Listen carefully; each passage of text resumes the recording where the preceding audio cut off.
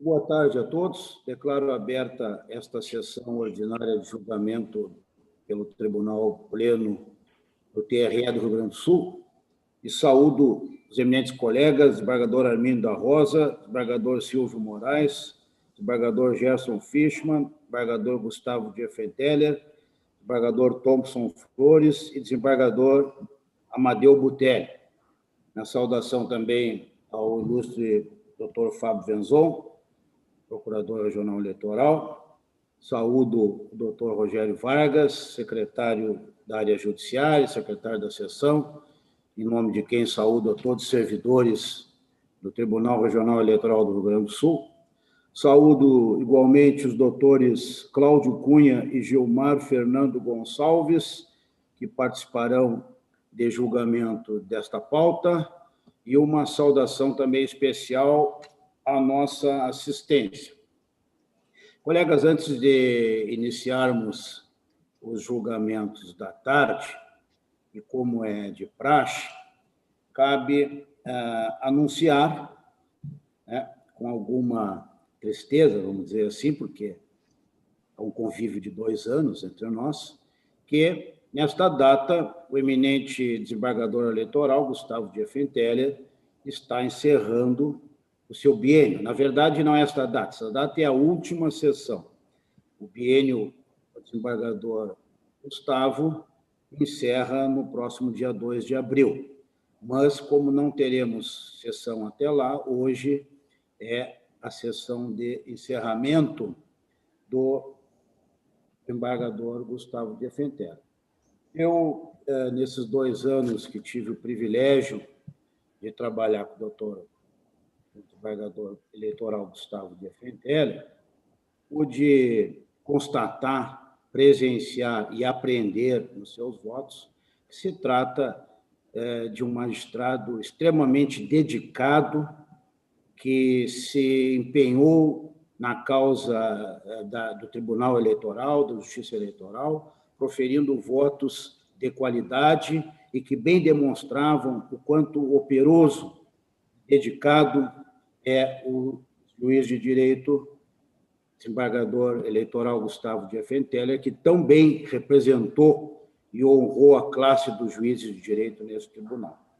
Eu quero também, rapidamente, porque depois fiz um convite para o nosso colega Amadeu Butelli, que falasse em nome da Corte, agradecesse a participação do desembargador Gustavo, mas eu quero rapidamente também fazer um agradecimento em nome do tribunal à atuação do desembargador Gustavo por ter participado efetivamente das eleições 2022, presidindo a Comissão de Auditoria da Votação Eletrônica. E nós pudemos observar não apenas a importância deste serviço na transparência das eleições, em demonstrar à sociedade a inviolabilidade e a segurança da urna eletrônica, e essa equipe que foi presidida pelo desembargador Gustavo Diefenteller realmente atingiu todos os nossos propósitos. Então, o nosso agradecimento, faço isso em nome do Tribunal Eleitoral, ao desembargador Gustavo. Também gostaria de agradecer ao desembargador Gustavo, que se desincumbiu perfeitamente ao coordenar o juízo de cooperação do Tribunal Regional Eleitoral. Outra atividade da mais alta relevância, principalmente na época das eleições, em que o juízo de cooperação fica em contato diuturno com os juízes eleitorais de todo o Estado, respondendo consultas e prestando essa atividade que é extremamente importante. E, por fim, cabe também destacar que, além dessas atribuições que o colega e amigo Gustavo Diefenteller se desincumbiu com tanta eficiência, tanta relevância e dedicação, o desembargador Gustavo foi ouvidor suplente até 6 de dezembro, quando o então titular, desembargador e juiz de direito, desembargador eleitoral, juiz de direito Roberto Fraga, também encerrou o seu biênio. Então, o desembargador eleitoral Gustavo Diefenteler assumiu a titularidade da ouvidoria, no que vem também se desincumbindo com extrema dedicação. Esse eu não poderia, em que pese agora o desembargador Amadeu, que vai falar pela corte, depois os colegas também querem se oportunidade de fazê-lo, mas eu não poderia deixar de fazer esse reconhecimento ao desembargador Gustavo Diefenteler. Então, é um ciclo que se encerra, todos nós aqui viemos por biênios de 2 anos, sabemos que os da magistratura, por tradição do nosso tribunal, e eu acho que o desembargador, na federal também, né, o desembargador Thomson Flores... Mesma coisa. Não tem, embora não haja proibição legal, não tem, pelo menos o tribunal até hoje tem mantido esse entendimento da recondução. Mas é possível, sim, inclusive o desembargador Gustavo, eu sei que está inscrito, juntamente com outros colegas, para concorrer a um biênio. Mas esse biênio, nós estamos falando agora deste biênio que se encerra dia 2 de abril. É um ciclo e o desembargador Gustavo, assim como todos nós, que haveremos de encerrar, eu, no meu caso, daqui 2 meses já estarei encerrando o meu biênio também. Então, são ciclos que compõem a nossa vida e a nossa carreira. Eu, então, cumprimento muitíssimo o colega desembargador Gustavo Diefenteler pela sua atuação nesse tribunal. Eu agora, colegas, assim, por fim, então, só desejando, o desembargador Gustavo continua sua carreira no Poder Judiciário do Rio Grande do Sul, ainda como juiz de direito, e também preste, não sei, mas não tão longe do acesso ao Tribunal de Justiça, imagino. E, então, lhe desejo, desembargador Gustavo, toda a sorte na continuidade da sua carreira na magistratura rio-grandense e na sua vida pessoal, muitas felicidades e muita saúde para o colega e para toda a sua família. Agora eu passo, então, a palavra ao eminente desembargador Amadeu Butelli, que falará em nome da Corte. Senhor presidente, na pessoa de Vossa Excelência, cumprimento os demais integrantes da Corte. Saudação, Dr. Fábio Venzon, Procurador Regional Eleitoral, Dr. Rogério Vargas, secretário judiciário, que secretaria esta sessão, na pessoa de quem cumprimento todos os servidores do Tribunal Regional Eleitoral do Rio Grande do Sul. Uma saudação aos advogados que aguardam sua oportunidade de sustentação oral, Dr. Cláudio Cunha, Dr. Gilmar Fernando Gonçalves, e uma saudação especial à nossa assistência neste dia de despedidas. Caro desembargador Gustavo Alberto Gastal Diefenteler, meu colega de concurso, amigo e irmão, no melhor sentido do termo. Fui incumbido pelo presidente Vilarinho com a grata e honrada missão de saudá-lo neste dia especial, no qual Vossa Excelência participa da última sessão de julgamento relativa ao biênio 2019-2021, para o qual foi escolhido pelo órgão especial do Tribunal de Justiça do Rio Grande do Sul para integrar este Tribunal Regional Eleitoral na classe dos juízes de direito. Em razão disso, independente de eventual recondução à função que Vossa Excelência está habilitado a concorrer novamente, impõe-se o reconhecimento pelas atividades desempenhadas com brilhantismo nestes 2 anos de judicatura nesta Corte Eleitoral. O desembargador Gustavo Diefenteler, neste biênio, na sua relatoria, proferiu 478 votos, participou de 214 sessões, nas quais foram julgados 2.957 processos. Trabalho este de altíssima qualidade, reconhecido por todos aqueles que militam na Justiça Eleitoral. Perspicaz, provocou o debate de questões relevantes, contribuindo para a evolução da jurisprudência desta Corte. Teve também destacada atuação em matérias administrativas nesse tribunal, como presidente da Comissão de Auditoria da Votação Eletrônica, o principal processo de verificação da confiabilidade e da segurança do sistema eletrônico de votação. Também como juiz de cooperação do Tribunal Regional Eleitoral, respondendo a mais de 60 consultas de colegas juízes eleitorais especialmente durante o pleito de 2020, sendo ainda protagonista de uma série de vídeos informativos sobre a jurisdição e o processo eleitoral, em atitude proativa perante a rede de cooperação judiciária, atuando também como ouvidor do Tribunal Regional Eleitoral no período onde houve 2.189 atendimentos. Sua passagem por esta corte, como visto neste breve resumo, foi marcante.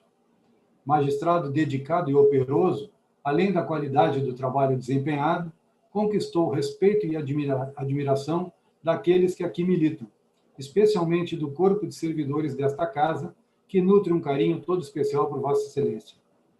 A Vera, a Antonella, o Fábio e a Juliana têm sobradas razões para sentirem-se orgulhosos de Vossa Excelência por mais esta etapa profissional vencida. Enfim, sentiremos todos sua ausência, ainda que esta possa ser breve. Relembro que foi por incentivo do desembargador Gustavo que concorri a uma das vagas destinadas a juízes de direito nesta corte. Hoje, posso atestar que a empolgação demonstrada por ele quando comentava do trabalho aqui desenvolvido, especialmente no tocante ao convívio com os colegas, a qualificação do corpo funcional e do excelente ambiente de trabalho, tinha suas razões. Fica aqui, mais uma vez, o meu agradecimento. Durante nossa carreira, experimentamos vivências que nos enriquecem, sempre relacionadas à construção e ao rompimento, ainda que parcial, de vínculos pessoais e afetivos. Assim ocorre com as cidades onde atuamos, as pessoas com as quais trabalhamos e convivemos, as comunidades onde residimos e as amizades e os relacionamentos que conquistamos. Da mesma forma, conforme esses ciclos vão se sucedendo, surgem os sentimentos de dever cumprido, realização e saudade. Certamente Vossa Excelência experimentou tais emoções com as comarcas jurisdicionadas, com a Corregedoria, onde atuamos juntos por 4 anos, com o FONAGE, Fórum Nacional de Juizados Especiais, do qual Vossa Excelência, inclusive, foi presidente. Não será diferente agora com o Tribunal Regional Eleitoral. Quem convive mais proximamente com o desembargador Gustavo sabe do apreço que possui por esta instituição e principalmente pelas pessoas que a integram, magistrados e servidores. Tenha a certeza que neste biênio, atuando por esta corte, Vossa Excelência deixou marcas indeléveis, não só na jurisdição eleitoral, mas principalmente no coração daqueles com quem convive. Certamente, aqueles momentos que antecedem as sessões virtuais ou presenciais não mais serão os mesmos, sem aquelas tiradas sempre muito divertidas e bem-humoradas de Vossa Excelência. Humor, por vezes ácido, admito. Que o futuro seja pródigo em saúde e realizações para com Vossa Excelência e sua família.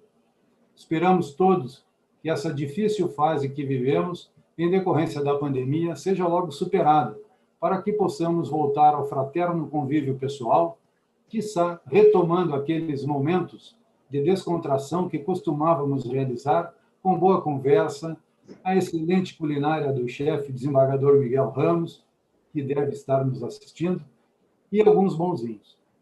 Dito isso, a Corte parabeniza Vossa Excelência pelo trabalho aqui desempenhado e deseja que prossiga sua exitosa trajetória profissional, galgando os sequentes postos da carreira, dos quais é inteiramente merecedor. Um grande abraço. Concluí, senhor presidente. Obrigado, desembargador Botelho. A palavra fica à disposição dos colegas, se alguém quiser se manifestar. Desembargador Gerson.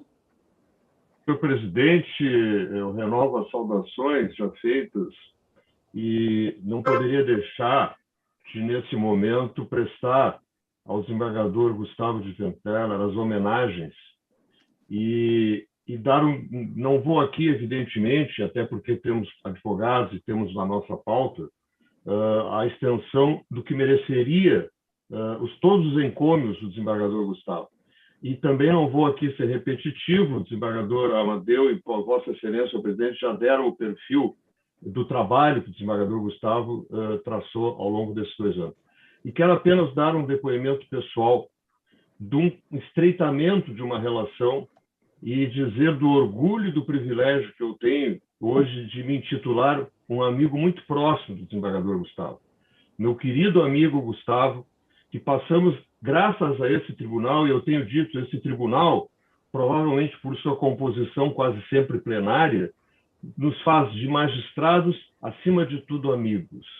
E isto fica de forma perene, e já externei mais de uma vez ao desembargador Gustavo, o privilégio, a admiração e o reconhecimento que faço aqui de novo pela capacidade intelectual, pelo tirocínio, pela independência, pela sua contribuição. Tivemos oportunidades, o desembargador Gustavo vai lembrar, de, ao longo desses anos, grandes debates durante, pós e antes sessão sobre temas altamente relevantes, contribuições que realmente foram uma marca, como bem acentuado, do desembargador Gustavo de Fentara nessa corte.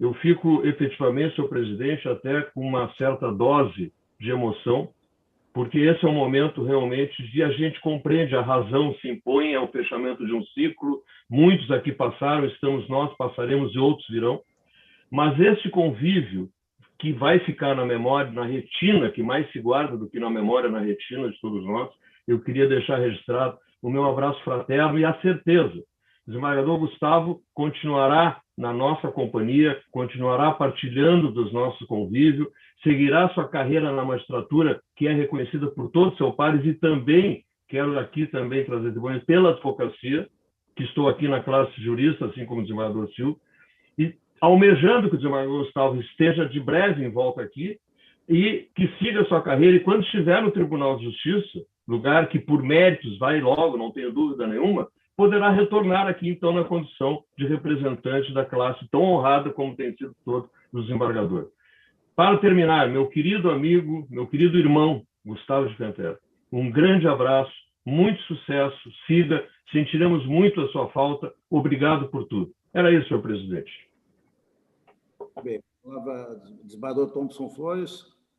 Senhor presidente, me associo a todos os cumprimentos já feitos pelos nobres colegas que me antecederam. Eu também não gostaria de deixar de manifestar, não vou repetir aqui a brilhante oração que falou em nome da Corte, e já o fez justamente em nome da Corte, o nosso eminente desembargador Butelli, e eu quero dizer apenas que eu assumi um pouco depois do desembargador de Fentara, também estou encerrando meu ciclo daqui a pouco mais de 2 meses. Particularmente, eu acho que o biênio é bom que seja um biênio. Essa é uma corte que precisa ter, digamos assim, uma rotatividade até pela matéria. Isso pode trazer uma certa insegurança na jurisprudência, mas eu acho que é mais adequado essa questão, essa rotatividade. Não é à toa que os 2 tribunais uniformizaram essa orientação, mas, de qualquer sorte, eu quero dizer, desembargador Gustavo, que foi um privilégio conviver com Vossa Excelência nesse período. Também, em breve, também estarei me despedindo da Corte, mas eu gostaria de dizer, pela sua educação, pelo seu preparo, pela sua dedicação à magistratura, e todos nós somos testemunhas disso, receba a minha, quando eu digo a minha, o tribunal já se pronunciou oficialmente pelo desembargador Butelli, mas, obviamente, é de todos nós, a minha irrestrita admiração. E espero, em breve, poder comparecer à sua posse no Tribunal de Justiça, pelo merecimento que Vossa Excelência tem. Muito obrigado, senhor presidente. Tudo bem. O desembargador Silvio está sem som, isso. Eminente presidente, demais integrantes da Corte, advogados presentes, aqueles que nos assistem, doutor Fábio e doutor Rogério também, a quem saúde o nome dos funcionários.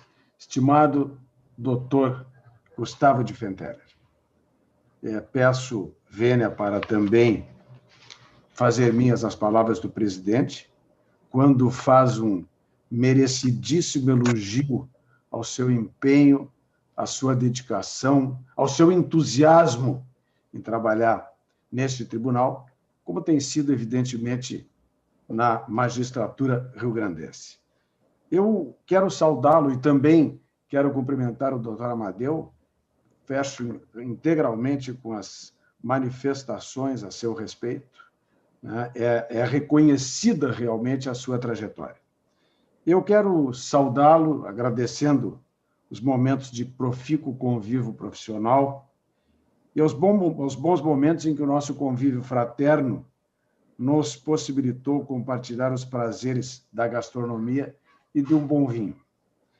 Mas, sobretudo, eu quero dizer que eu passo a ser mais uma testemunha do quanto a sua dedicação, competência, entusiasmo, engrandeceram os trabalhos e os julgamentos deste pleno. Tive o privilégio de conviver com Vossa Excelência aqui e quero dizer que eu tenho absoluta certeza que a proficiência das suas decisões, sem dúvida alguma, enriquecerão os registros da jurisprudência do tribunal. Essa, eu acredito, é um dos grandes contributos dos julgadores que fica para um colegiado e para um tribunal. Isto não só marca a passagem, mas a jurisprudência, as decisões, elas perpetuam em termos de sensibilidade, de conhecimento do direito e, sobretudo, da justeza com que as decisões foram proferidas. Então, eu gostaria de dizer que é meu firme desejo que sua trajetória sempre seja ascendente e que prossiga em sua meta de sempre honrar a magistratura gaúcha e que seja aquinhoado em dobro com todo o bem que Vossa Excelência plantar ao longo da sua caminhada. Mas que, sobretudo, seja feliz em sua vida profissional e pessoal. Muito obrigado pelo fraterno e feliz convívio neste plenário. Muito obrigado. Senhor presidente, Pois não, desembargador Armínio. Pois não. propositadamente eu deixei para falar por último, exatamente propiciando aqueles que mais conhecem e mais conviveram com o desembargador Gustavo, que se manifestassem a respeito. O meu convívio, embora já na magistratura nós tivéssemos alguns encontros, mas foram mais ocasionais, desembargador Gustavo. Aqui já é um convívio mais intenso. E que o meu convívio com Vossa Excelência foi bem menor que o dos demais colegas, inclusive o próprio desembargador Butelli, que foi juiz corregedor com Vossa Excelência e percorreu esse estado. Né? Então, propositadamente, deixei que, para falar depois de ouvir manifestações daqueles que lhe conhecem mais, que convivem mais com Vossa Excelência, algumas emocionantes, como a do desembargador Gerson, não é? A sempre sensibilidade que tem se destacado o desembargador Silvio, e tanto o presidente, na exposição que fez sobre a plurima atuação de Vossa Excelência nesse tribunal, como especialmente o desembargador Amadeu Butelli, descrevendo a pessoa, o juiz, o colega que Vossa Excelência é, eu creio que espelharam com muita felicidade, não é, aquilo que todos nós sentimos a respeito de Vossa Excelência. Aqui já vi a despedida do Dr. Smafini, Fraga, que é capaz de que agora, na segunda-feira, seja promovido a desembargador, não é? E logo Vossa Excelência estará nessa lista, e quem sabe retornando aqui. Todos que passam por aqui deixam suas marcas, deixam suas contribuições, e é o caso de Vossa Excelência. Um grande abraço, desembargador Gustavo, e um desejo de muita felicidade, né, que acho que é o essencial na vida. Muito bem. Alguém? Presidente. Doutor Fábio Venzon, por gentileza. Senhor presidente do Egrégio Tribunal Regional Eleitoral do Rio Grande do Sul, excelentíssimos desembargadores integrantes da Corte, doutor Rogério Vargas, em nome de quem saúdo os servidores da Corte, os advogados que aqui se encontram presentes, nossa saudação à nossa audiência. Também, nessa data, eu gostaria aqui de me despedir do desembargador Gustavo, me associando aqui a todas as manifestações anteriores, que representam igualmente o nosso sentimento. Foram 2 anos de convívio semanal nas nossas sessões, um convívio, diga-se passagem, harmônico, e Vossa Excelência fará falta, sem dúvida. E parabenizo pelo trabalho desenvolvido e com destaque, o presidente já manifestou, mas eu também novamente aqui trago a lembrança, a sua atuação no auxílio aos juízes eleitorais nas eleições de 2020, como juiz de cooperação, e como presidente da comissão de votação paralela, que eu testemunhei sua atuação naquele período. Então, eu desejo agora, a partir de agora, ainda muitas realizações na sua carreira como magistrado, como o desembargador Armínio mencionou, quem sabe, futuramente, retornando aqui ao TRE na qualidade de desembargador do Tribunal de Justiça, na cadeira de desembargador do Tribunal de Justiça. Com essas palavras, um grande abraço e muito obrigado. Bem, então, ouvimos os reconhecimentos e agora, então, o nosso colega, desembargador Gustavo, tem a oportunidade de se manifestar, se assim desejar. Excelentíssimo senhor presidente, desembargador André Vilarinho, excelentíssimo vice-presidente, desembargador Arminio Abreu Lima da Rosa, excelentíssimo desembargador eleitoral Silvio Ronaldo de Moraes, excelentíssimo desembargador eleitoral Gerson Fischmann, excelentíssimo desembargador federal Thomson Flores, excelentíssimo desembargador eleitoral Amadeu Butelli, meu amigo e meu irmão, como já referido, é recíproco, excelentíssimo procurador regional eleitoral Dr. Fábio Venzon, ilustríssimo Dr. Rogério Vargas, secretário judiciário e secretário das sessões, excelentíssimos doutores Cláudio Cunha e Gilmar Fernando Gonçalves, a quem eu peço, de certo modo, escusas, né, por toda esse rito de passagem que nós estamos percorrendo hoje, né, inevitavelmente, porque se trata da minha última sessão antes de terminar o meu biênio, né. Estimadíssimos servidores do Tribunal Regional Eleitoral, e uma saudação especialíssima a todos aqueles que nos assistem, né. Eu fiz questão de nominá-los, pela primeira vez fiz isso, individualmente, né, citando seus nomes, justamente porque e com a vênia, pela demora que isso também causa, porque é a minha última sessão, né, no convívio profissional eleitoral com vossas excelências todos, né. Eu disse hoje ao desembargador Gerson, num outro contato, né, que ele, em função de uma troca de conversa, de mensagens, me tirou do prumo da tranquilidade, né, que eu estava carregando até então, em relação ao encerramento do meu biênio, elevou a emoção.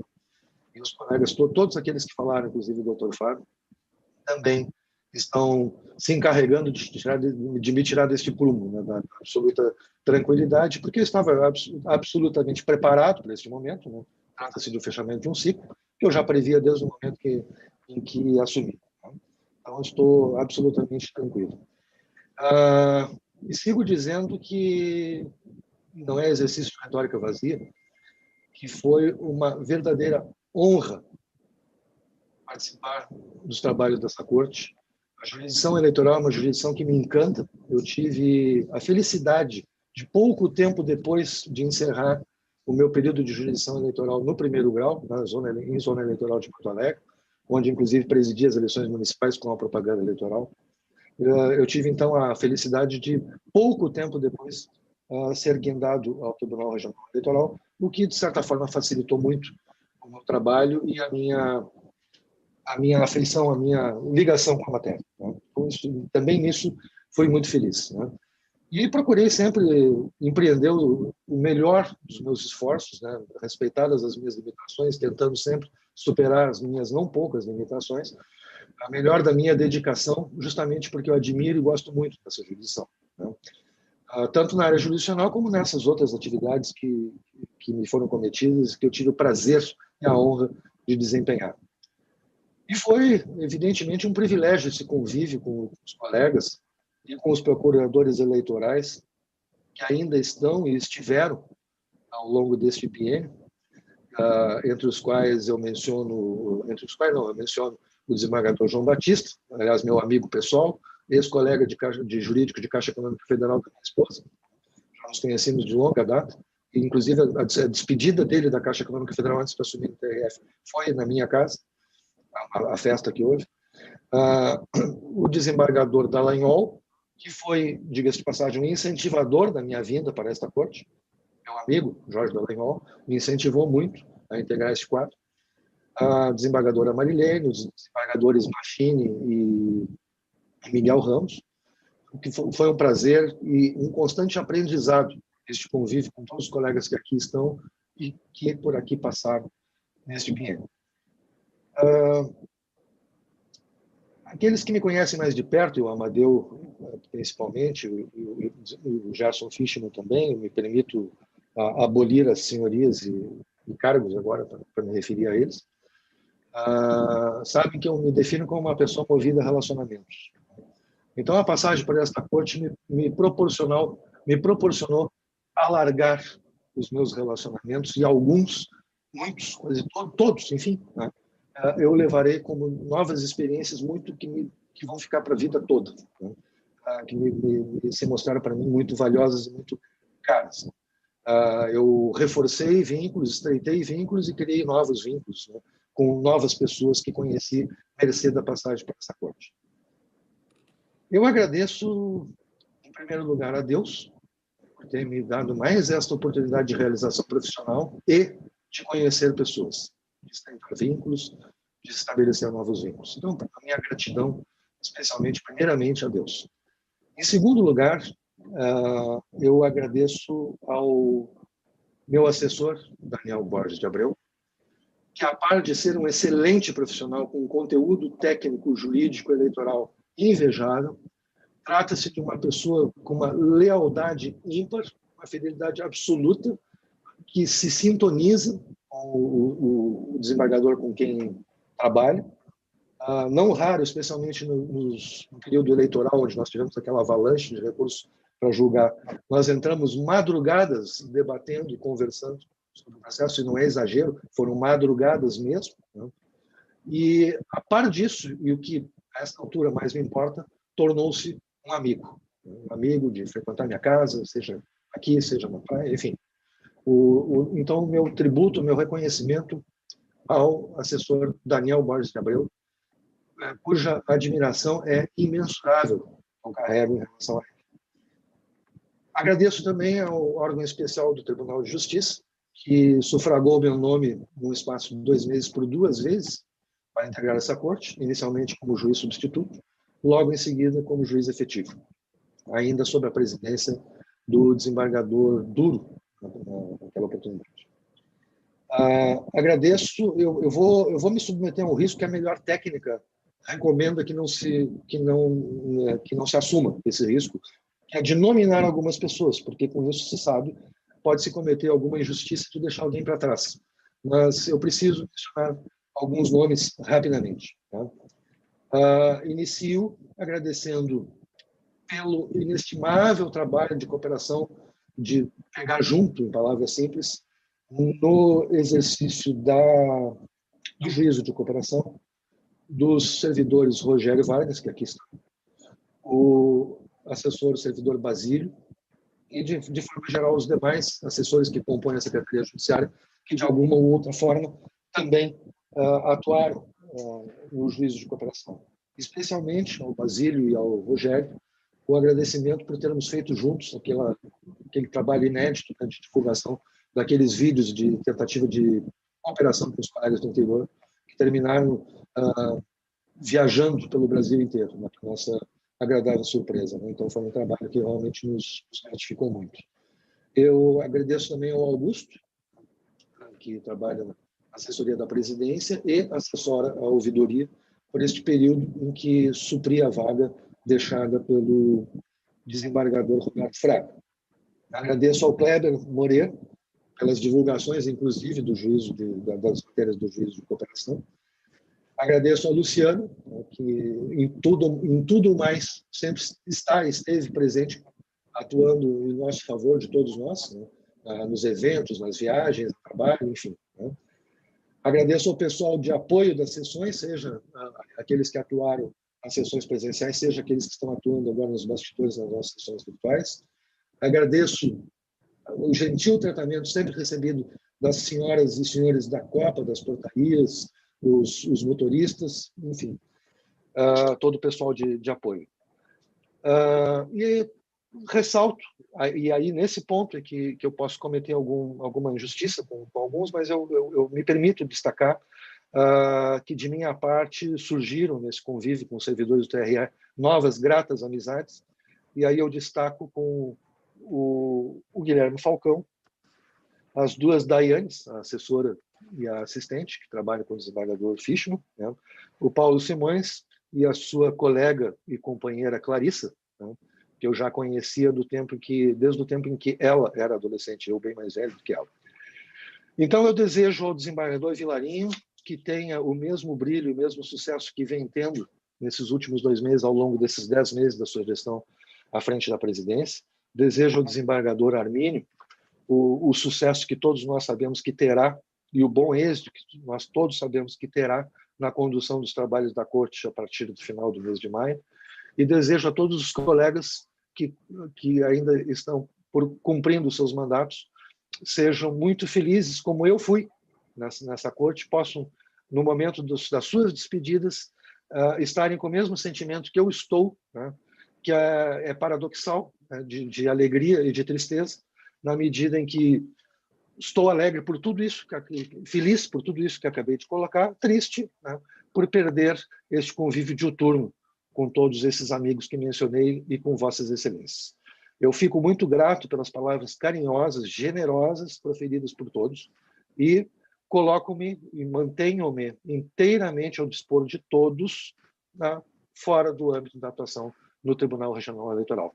O meu abraço e o meu carinho a todos os que mencionei e demais servidores também da Justiça Eleitoral. Muito obrigado.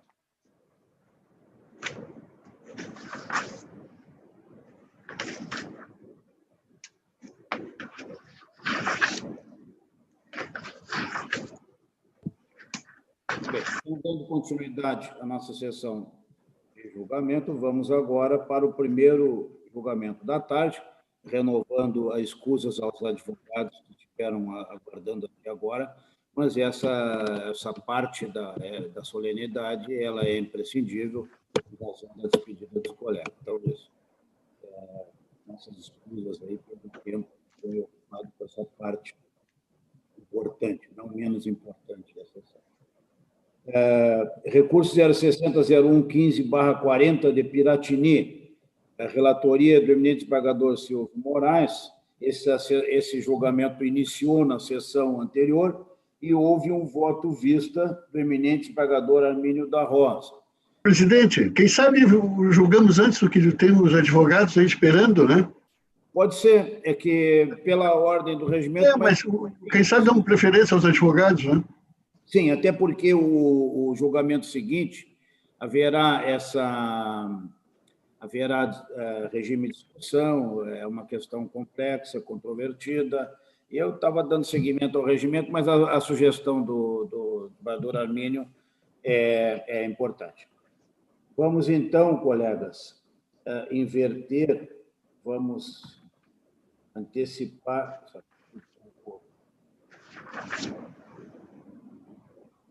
Vamos julgar agora, então, o recurso 060-047115 de Colorado, relatoria do eminente desembargador Gustavo de Effenteler. O recurso trata aqui o recurso da coligação para frente Colorado, e há pedido de sustentação oral por parte do Dr. Gilmar Gonçalves pelo recorrente, que é a coligação, e também sustentação oral por parte do Dr. Cláudio Cardoso da Cunha pelo recorrido Celso Gobi. Em razão do voto que o eminente relator está propondo ao pleno, e eu observo que não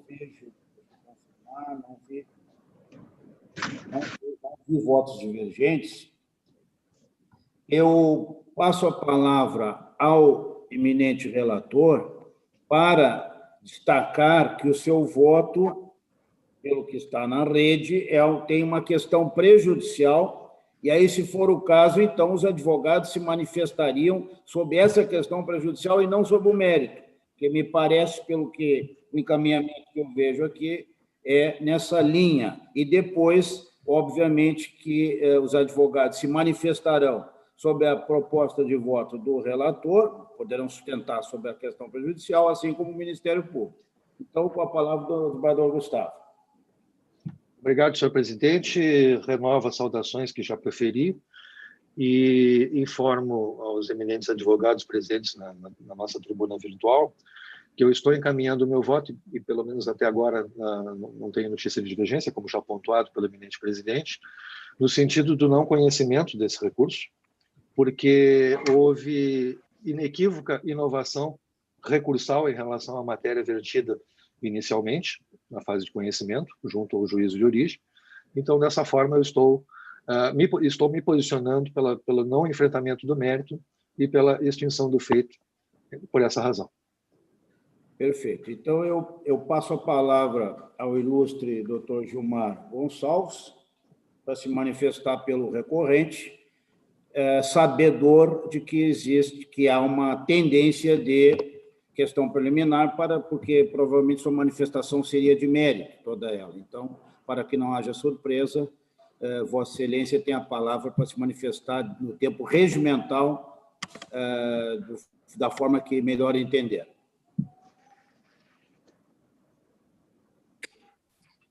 Excelentíssimo desembargador relator Gustavo Alberto Gastaldi Fentela, gostaria de cumprimentar-lhe, primeiramente, pelo julgamento, em seguida pela questão como está completando seu biênio, e como os demais presentes que deixo de nominar para zelar pela celeridade. Não se discute a AGE como via correta, e quanto à majoritária, passo a relatar. A notável divergência dos fundamentos, tanto da sentença como dos pareceres e do julgado. Por quê? Em momento algum, referi à questão jurídica. Eu, única e exclusivamente, utilizei da pessoa jurídica porque era o único dado disponível naquele momento. O jornal eletrônico Jones Francisco Scheidt, que consta do pedido da inicial, é exclusivamente para notificação da pessoa jurídica responsável pelas propagandas, tá? Daí eu faço a descrição, para que a presença forneça todos os meios para a comprovação da divulgação das matérias. Naquele momento, eu não teria como saber que era uma pessoa física ou uma pessoa jurídica. O que aconteceu nessa situação, excelências? É o fato de que o CPF é sigiloso e, brevemente, até mesmo pela lei de proteção de dados, eu não poderia acessar. A única forma de eu incluir era pela pessoa jurídica. Seguindo essa pontuação, eu menciono que nós estamos falando em propaganda individual e propaganda paga. E faço menção que na página 45 da inicial eu elego. Veja-se que mesmo sabedores das regras eleitorais, os investigados todos assumem o risco e incorrem na ilegalidade. Utilizam-se de uma forma legal de propaganda para beneficiar candidatos da proporcional e da majoritária. Entendo a questão proporcional e não discuto. Mas eu digo aqui, nós estamos tratando de uma propaganda paga, que eu mencionei inicial. Tá? O segundo parágrafo da folha 48 da inicial alega propaganda em jornal eletrônico. Tá? Não estou mencionando ali que a propaganda jurídica, a propaganda em qualquer situação. Eu menciono a propaganda paga em jornal eletrônico, e cite-se exclusivamente eletrônico. Tá? Peço vênia para manifestar que a ofensa é o resultado da eleição. A gente sabe do entendimento do Tribunal Superior Eleitoral e desta colenda turma, desse colendo tribunal, mas houve uma divergência de 5 votos na eleição majoritária. E as provas trazidas na contestação, na informação do senhor Jones, informam que foram suficientes aquelas publicações. Poderiam sim ter alterado, porque elas atingiram inúmeras pessoas. Tá? Destaco que o ponto F, pedido F da inicial, eu peço a regular tramitação da AGE nos termos do artigo 22 da Lei Complementar 64 e a punição no inciso 14 do artigo 22. Em nenhum momento eu peço que, exclusivamente pelo fato de ser pessoa jurídica, excelências. Eu menciono claramente que a propaganda paga a internet, propaganda paga que não se aproxima aqui de impulsionamento em rede social, e ele fere gravemente a normativa eleitoral, dizendo que não pode propaganda paga na internet nessa eleição. Cabe destacar que esse é o único jornal, seja ele exclusivamente eletrônico, da cidade do Colorado. E foi lá feita essa publicação, e suficiente para alterar o pleito eleitoral, que 3 votos, apenas 3 votos, mudariam o resultado. E quantas pessoas, você vê pela contestação, pelos documentos juntados, tiveram acesso a essas matérias de propaganda eleitoral na internet? Veja, excelências, com devida vênia, o vernáculo é expresso. não admite a interpretação analógica. E, no caso em tela, o pedido foi exclusivamente das finalidades pela propaganda exclusiva em jornal eletrônico, não para propaganda jurídica, não só pelo fato de ser jurídico, pelo fato de propaganda em jornal eletrônico. E aqui não temos que destacar se pessoa física ou pessoa jurídica. Naquele momento, eu repito, eu não tinha documentos, elementos, eu não teria o poder, somente o Ministério Público para requisitar, ou até mesmo o Judiciário, de saber qual era a pessoa física, qual era a situação daquela empresa, trazer CNPJ, qualificação, até mesmo porque se eu fizesse sem qualquer ato de qualificação, sem mencionar que o jornal eletrônico, os dados dos jornais que estavam disponíveis na internet, provavelmente não seria nem recebida a minha exordial, por isso que não teria os elementos necessários, que era a descrição de onde foi feito, como foi feito, com o CNPJ, com o endereço, com o telefone. Exclusivamente, repito, era para destacar aonde foi feito, para destacar como é que o judiciário ia utilizar. Ia conseguir as provas. Que eu não poderia, de maneira alguma, fazer uma coerção ao jornal fornecer os elementos. Tá?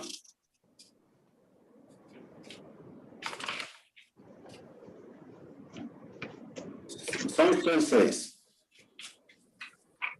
Cabe destacar que, permitindo a validade das propagandas na internet paga, contrária à normativa, nós está sendo dando um aval, tá? Avalizar a conduta ilegal dos requeridos, que tinham conhecimento, pois o candidato não pode se abster, da ilegalidade da propaganda paga na internet, e mesmo assim, mesmo tendo conhecimento da ilegalidade da propaganda na internet, a fizeram. E utilizaram-se para alterar o resultado do pleito eleitoral. Tá? Então, eu peço venha, evitando massiva e prolixa a manifestação, para que se receba o recurso, porque não foi inaugurado nada. Eu mencionei desde a página inicial, eu fiz menção aqui, desde a exordial, fiz menções até mesmo nas páginas, que era propaganda paga na internet.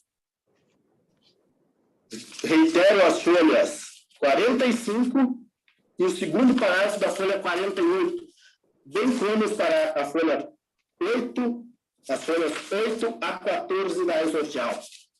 E peço, com a devida vênia, que vossas excelências atendam a parte final do parecer da Procuradoria-Geral do Estado pelo parcial corrimento do recurso para julgar procedente pedido em relação aos investigados Celso Gobi e Valdir Roveda. Peço escusas por qualquer malgrado, agradeço a atenção de todos e estou disponível para questionamentos, se for necessário e regimental. Muito bem. Com a palavra, o ilustre doutor Cláudio Cunha, pelo recorrido.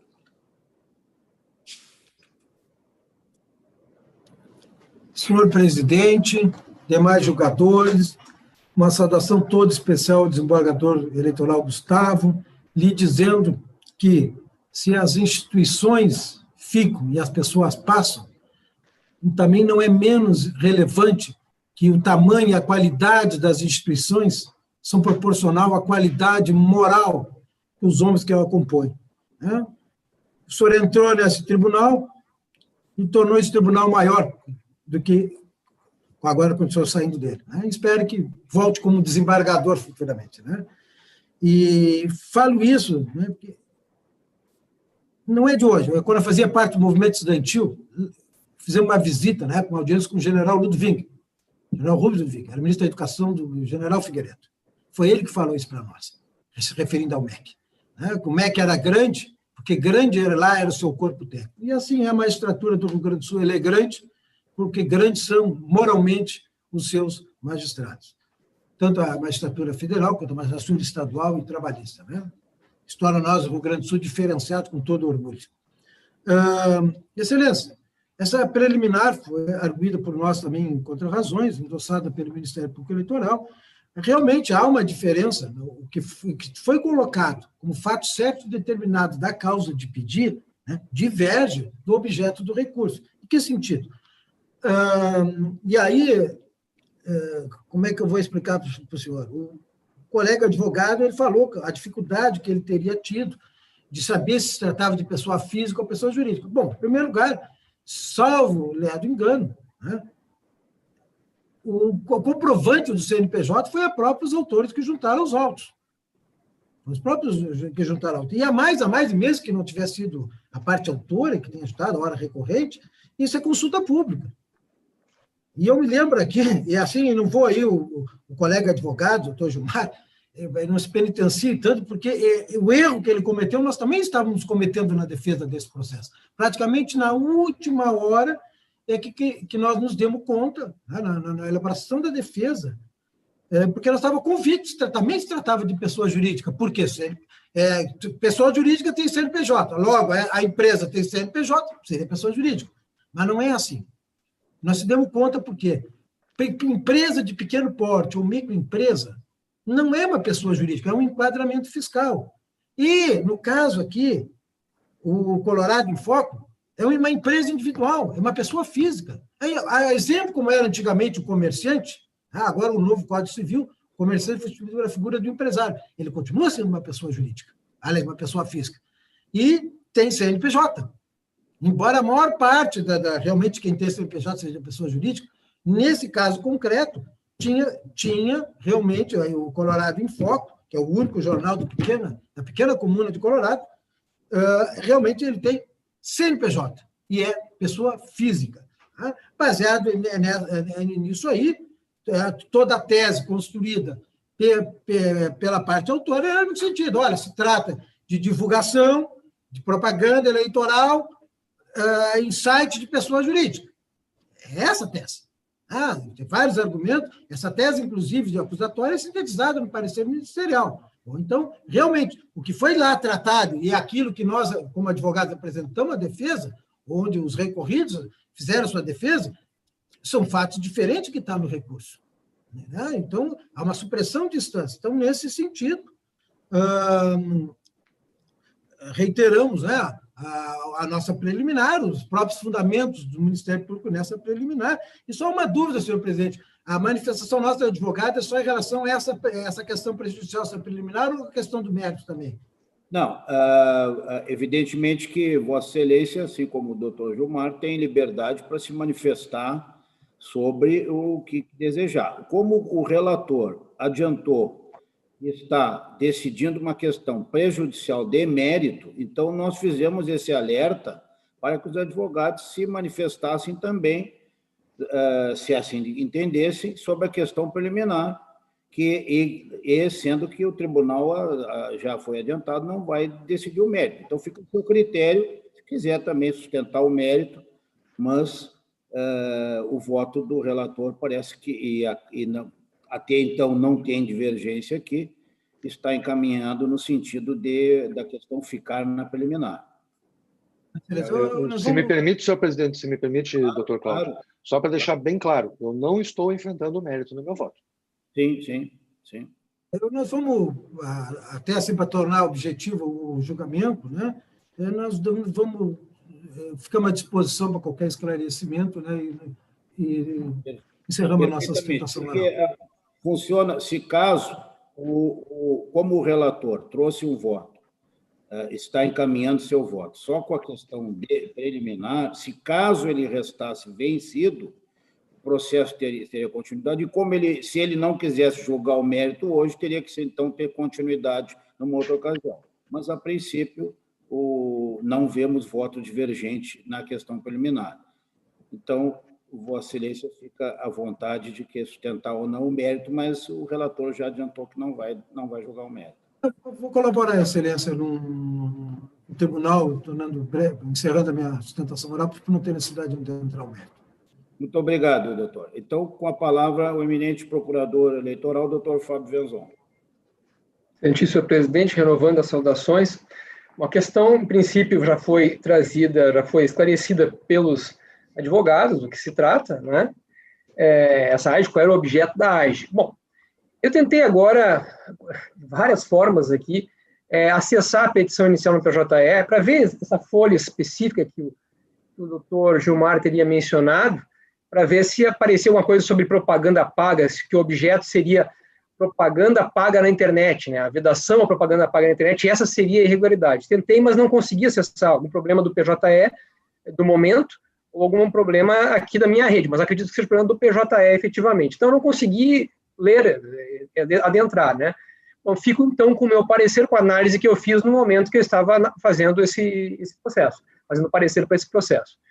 Então, naquele momento, a análise que eu fiz, certamente com a leitura da inicial, foi que não se tratava de representação por propaganda eleitoral paga na internet, mas sim que o objeto era a realização de propaganda por pessoa jurídica. Eu trouxe um trecho da inicial, que diz o seguinte: em virtude dos atos abusivos praticados, tendo se valido de meio de comunicação, em especial em propagandas irregulares veiculadas em sítio eletrônico e rede social Facebook, conseguindo claramente fazer autopromoção e propaganda pessoal e partidária, quando há vedação expressa a qualquer tipo de propaganda eleitoral em sítio eletrônico de pessoa jurídica, devidamente legitimados órgãos investigados a responder à presente demanda. Então, assim, a minha leitura, infelizmente, não pude ver essas folhas especificamente neste momento, mas eu recordo de ter lido essa inicial e na época da leitura que eu fiz da inicial foi nesse sentido, de que a representação era por propaganda eleitoral em sítio eletrônico de pessoa jurídica, e não propaganda paga. Inclusive, eu acredito que os dispositivos trazidos sejam relacionados a esse fato, apesar que o dispositivo é irrelevante. Bastaria que o fato propaganda paga trazido como algo irregular, bastaria isso para que fosse trazido. Aqui está dizendo que está instável a minha internet, eu não sei se conseguiram me ouvir agora há pouco, mas enfim, então bastaria que fosse trazido o fato. Eu não vi esse fato trazido na inicial. Né? Então, em virtude disso, nós efetivamente entendemos que houve uma inovação no recurso a partir da contestação, porque a contestação deixou claro que se tratava de propaganda paga. Né? E no momento que a contestação confirma que se tratava de propaganda paga, aí no recurso se traz uma nova causa de pedir. Né? Só que aí nós entendemos que não seria possível uma nova causa de pedir, seria possível uma nova representação se ainda houvesse tempo para uma nova representação. Né? Se não houvesse a decadência, mas seria possível uma nova representação com base num outro fato, que é a propaganda paga, que, segundo nosso entendimento, não teria sido trazido na inicial.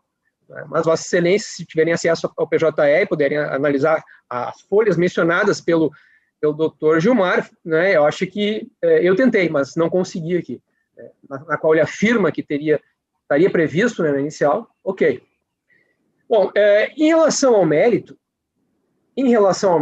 caso ultrapassado, eu me permito adentrar no mérito, caso ultrapassada, porque aí nós sustentamos que não era o caso de conhecimento do recurso, porque aqui se trataria de inovação recursal, e em relação ao outro fato, que é site de pessoa jurídica, enfim, ele teria sido, não teria sido objeto do recurso, né? Porque no recurso foi mencionado o seguinte: portanto, recorridos reconheceram nossa própria defesa que houve a contratação de propaganda eleitoral a um jornal eletrônico, na internet, e que tais propagandas foram pagas. Está no recurso.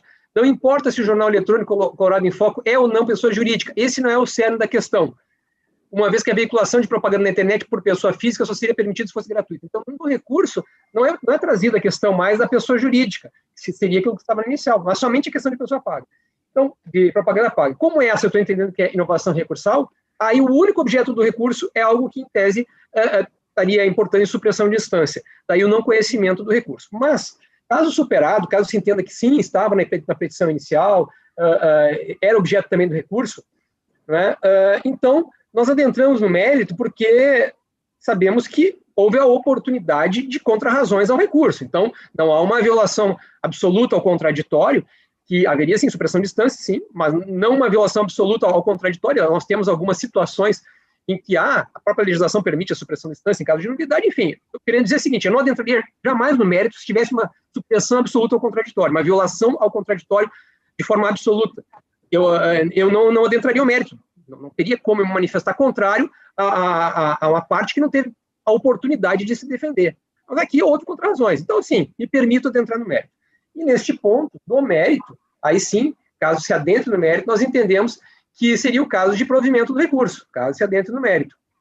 Ainda tinha uma preliminar de legitimidade ativa, né, relacionada à coligação, que coligação não poderia representar contra candidatos de eleição proporcional, mas nós juntamos aqui doutrina e jurisprudência no sentido de que uma coligação dentro de uma mesma circunscrição eleitoral, ela pode, naquele pleito, ela é coligação, ela está vinculada à majoritária, mas ela pode representar contra candidatos da proporcional, desde que seja naquela circunscrição, né? Não em outro município, evidentemente. Agora, no mérito, então, efetivamente, propaganda é fato incontroverso que se tratou de propaganda paga em jornal eletrônico. E não se trata de jornal impresso, né? Se fosse jornal impresso, a resolução permite que o jornal impresso ele seja veiculado às páginas dele em meio eletrônico também. E no jornal impresso é permitida a propaganda paga. Então, nessa situação, há esse permissivo. Mas se não existe o jornal impresso, não há permissão para pagamento, para propaganda eleitoral na internet paga. Não tem permissão, ao contrário, é vedação expressa. Então, nós temos aqui, como fatos incontroversos, Colorado em Foco é um periódico exclusivamente eletrônico, não é mídia impressa, então não permite o pagamento, a reprodução da mídia impressa na forma eletrônica, não se enquadra nessa exceção, nesse permissivo da norma, constituído na forma de empresa individual, de propriedade e responsabilidade de Jones Francisco Scheid, e que publicou mediante pagamento as propagandas especificadas na edição inicial. Bom, dito isso, nós verificamos os seguintes, eu não vou falar dos dispositivos legais todos que vedam a propaganda paga na internet, acho que não é o caso de ficar, vou entrar só na questão fática mesmo, né? O dispositivo todo, o se conhece. Aqui nós estamos falando de uso indevido dos meios de comunicação social, né, que pressupõe afetar a normalidade e a legitimidade do pleito. E no caso, na moldura fática, o que nós temos? Considerando a propaganda direta e a propaganda veiculada pelos vereadores, propaganda direta dos candidatos à majoritária, e os vereadores, que fizeram propaganda indiretamente para eles, os candidatos ao pleito majoritário figuraram em um total de 19 propagandas. Considerando que algumas propagandas foram veiculadas na mesma data, houve veiculação de propaganda direta ou indireta da candidatura majoritária em um total de 12 datas. Nós trouxemos uma tabela na qual está lá todas as datas e quando há menção à propaganda para a majoritária. Fizemos ali uma tabelinha. Os candidatos representados, ora recorridos, a publicarem propaganda eleitoral paga em periódico exclusivamente eletrônico, mídia não impressa, violaram o artigo 57C da Lei das Eleições e deixaram de atender ao disposto no artigo 43 caput do mesmo diploma legal e no artigo 42 caput da Resolução TCE 23.610, que permite apenas a reprodução na internet de propaganda eleitoral veiculada originariamente em jornal impresso. Nos limites para o fim previsto na AIG, resta analisar, então, se a irregularidade em tela consubstanciou a utilização indevida do meio de comunicação social, né, e afetando a normalidade e a legitimidade do pleito. Em relação aos candidatos ao pleito proporcional, entendemos que a resposta é negativa, na medida em que, nos 30 dias que antecederam ao pleito, cada um dos 19 candidatos a vereador recorridos veiculou apenas uma propaganda de sua candidatura no periódico. Então, entendemos que isso não teve a capacidade, a gravidade para afetar a normalidade e a legitimidade do pleito. Por outro lado, no mesmo recorte temporal, os candidatos ao pleito majoritário, Celso Gobi e Valir Roveda, tiveram a propaganda da sua candidatura veiculada 19 vezes no periódico Colorado em Foco, em 12 diferentes datas, com um alcance total de 584 visualizações, até o dia 9 de novembro. Circunstâncias que evidenciam a capacidade de causar desequilíbrio no pleito de 2020, em Colorado, município com, então, 3.110 eleitores. Nesse sentido, ainda que não haja necessidade de comprovação da potencialidade para influenciar no resultado do pleito, não se pode desconsiderar, quando nós falamos de gravidade para afetar a normalidade e legitimidade do pleito, uma votação, uma diferença de votação muito pequena. E, nesse caso, a diferença de votos foi de 5 votos. Né? Então, 5 votos, nos parece que aquela propaganda com 500 e poucas visualizações, propaganda que entendemos que era ilícita, nós realmente entendemos que ela teve, sim, a gravidade suficiente para afetar a normalidade e legitimidade do pleito. Né? Então, em virtude disso, o nosso parecer foi pelo não conhecimento do recurso, subsidiariamente, caso admitido, apenas pela rejeição da preliminar de legitimidade ativa e no mérito recursal pelo parcial provimento do recurso para julgar procedente pedido em relação aos investigados Celso Gobi e Valir Roveda, candidatos eleitos na eleição majoritária. Muito bem. Com a palavra, o eminente relator, desembargador Gustavo. Eminente presidente, renovando todas as saudações, inclusive aos eminentes advogados, doutor Gilmar e doutor Cláudio, eu digo que o meu voto vai alinhado com a, por assim dizer, primeira parte da manifestação do eminente doutor Fábio Venzon, em que enfrenta a preliminar, como, aliás, eu já havia adiantado. O meu voto foi disponibilizado para os colegas, em seguida estará disponibilizado para as partes e advogados, de sorte que eu me atenho ao ponto que eu entendo nevrálgico deste feito, né, que é a questão exatamente relacionada à inovação em sede recursal, né. Todos nós sabemos que, afora alguma rara exceção posta pelo CPC, as inovações ao longo da tramitação do feito são vedadas. E sabemos também que o recurso à Corte Recursal devolve a ela o conhecimento da matéria que foi objeto da ação originária. E uma vez estabilizada, uma vez angularizada a relação processual na fase de conhecimento, em sede de primeiro grau, então não se admite mais nenhum tipo de inovação. Neste caso, eu lembro, não com uma certeza absoluta de 100%, mas próximo a ela, que é a questão levantada pelo Dr. Gilmar, mencionando a matéria paga. Ela foi posta na inicial, na contestação, de forma... Foi posta nos autos naquela oportunidade que ele mencionou, na folha 48, é isso, né, doutor Gilmar? Algo assim. Foi posta de forma periférica, porque a ação de investigação sempre foi fulcrada na questão relacionada à impossibilidade de veiculação por insight de pessoa jurídica. E, de maneira periférica, foi mencionado, a certa altura, que essa veiculação se tratava de matéria paga. Mas essa não era a causa de pedido. Essa não era o fundamento, não era nem o fundamento fático, nem o fundamento jurídico do pedido. Tá? De sorte que está-se, sim, a meu ver, diante de inovação indevida em sede recursal. Então, me valendo dos argumentos trazidos a respeito pelo Dr. Fábio Venzon, pelo Dr. Cláudio, eu estou confirmando que encaminho o meu voto, como já feito, aos colegas, no sentido do não conhecimento do recurso, porque há evidente assimetria entre ele e a postulação inicial originária da demanda. É nesse sentido, então, que eu apresento o meu voto, senhor presidente. Muito bem. Consulto os colegas se alguém deseja fazer manifestação de voto. Senhor presidente. Pois não, desembargador Gerson. Eu só gostaria de agregar, até em homenagem às sustentações orais, aos advogados que sempre se empenham. Estou acompanhando integralmente o voto do desembargador Gustavo e fazendo coro à observação, como sempre, muito pertinente do eminente desembargador, de que eu recordo que fiz a leitura do processo e fiz a leitura da inicial e ficou muito claro que não é objeto da causa de pedir que se identifica, nós sabemos naquela tríplice identidade, parte, objeto e pedido, efetivamente a questão envolvendo matéria paga. Ali há alguma passagem que teria que ser interpretada, e para mim seria até um obter dictum numa inicial, que trata de uma possível alegação, mas não há efetivamente vínculo com o pedido. Então, eu estou fazendo coro a essa observação, acho importante, nesse sentido, acompanhando integralmente o brilhante voto, senhor presidente. Muito bem. Senhor presidente, pois não, desembargador Amir. Apenas queria acrescentar que o Código de Processo Civil de 2015, entre outros avanços, e aqui, ao meu sentido, muito bom, ele se fixa num sentido mais substancial da demanda.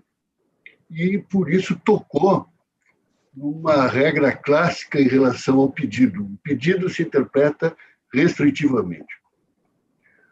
O que diz o parágrafo 2º do artigo 322 do Código de Processo Civil de 2015? A interpretação do pedido considerará o conjunto da postulação e observará o princípio da boa-fé.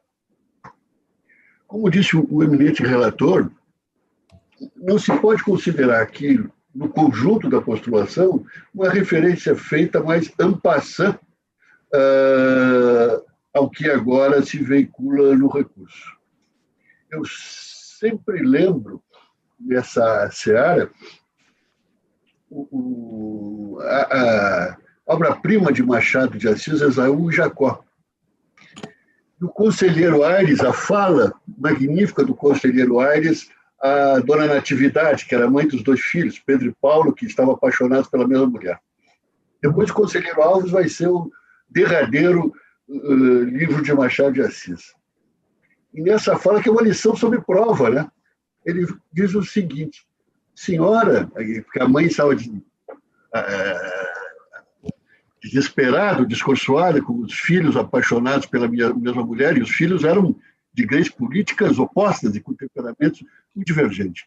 Diz o conselheiro Aires: senhora, tem as circunstâncias, as famosas circunstâncias de Padre Eugênio, não é? Que são fadas, são fadas. Aqui eu acho que nem como circunstância, nem como fada, aparece o fundamento trazido no recurso, né? E, aliás, esse texto do conselheiro Alves prossegue com uma parte que o saudoso ministro Brossard gostava muito. E ele completava: tinha as fadas, as circunstâncias, e tem o imprevisto, essa espécie de Deus avulso, de voz decisiva na Assembleia dos Acontecimentos. É o imprevisto, né? E olhem, quem de nós, em janeiro de 2021, estaria imaginando essa situação que hoje vivemos, né? É ele, esse Deus avulso, que aparece. Mas, pedindo, então, vênia ao ilustre doutor Gilmar, o eminente relator colocou muito bem. E a referência final da interpretação do pedido pelo Código de 2015 fala na boa-fé, o que implica em se vedar qualquer surpresa, não é? Com qualquer desconsideração com a contraparte em relação à causa de pedido efetivamente posta. Com essas pequenas considerações, presidente, colegas, eu estou acompanhando integralmente o eminente relator. Muito bem. Alguém mais deseja se manifestar? Então, proclamando o resultado, recurso 060047115 de Colorado, a unanimidade não conheceram do recurso. Então, vamos ao primeiro julgamento da pauta. Posso conseguir destacar aqui.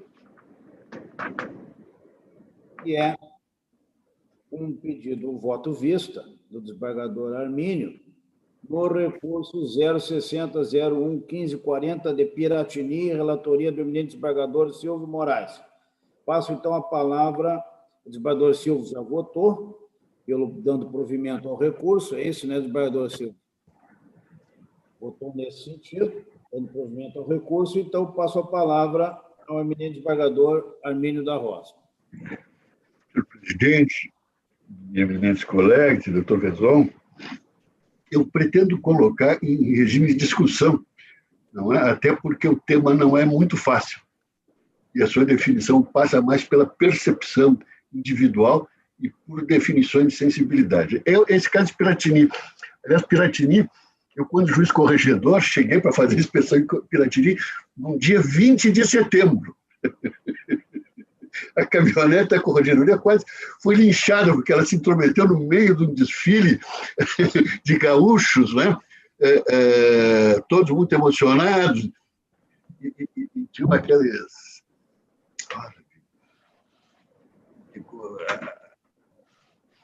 cachaça no... Como é que é? No couro do boi, né? Tem um nome. E volta...